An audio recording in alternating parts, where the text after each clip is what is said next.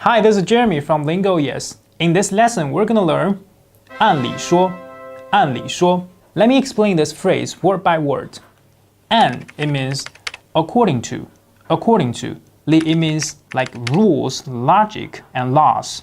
说 I think is pretty simple. It means speak, talk, right? So 按理说 it means according to the law, according to the logic, or literally you can translate it into logically speaking.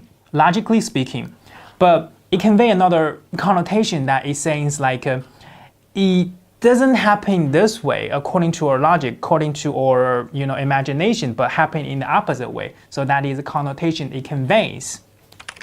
Let me give you some examples. 按理说，我今天是不会迟到的。按理说，我今天是不会迟到的。Logically speaking, if not because of the traffic jam, I wouldn't be late, right? I wouldn't be late, right? But it means I am late, right? And let me give you more examples. 按理说，今天该发工资了。按理说，今天该发工资了。Logically speaking, I should get paid today, right? But the fact is, I didn't get paid.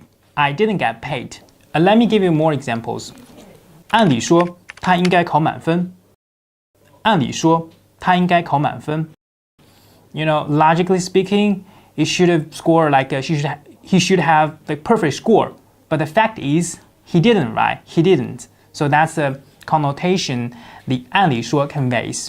All right, let's do the wrap up. 按理说 it means logically speaking, and convey the connotation that it doesn't happen this way according to our thoughts or logic, but happened in the other way, the opposite direction. Alright, so this is Jeremy from LingoYes Chinese Idiom. If you like our program, please subscribe to our YouTube channel and Google or search LingoYes.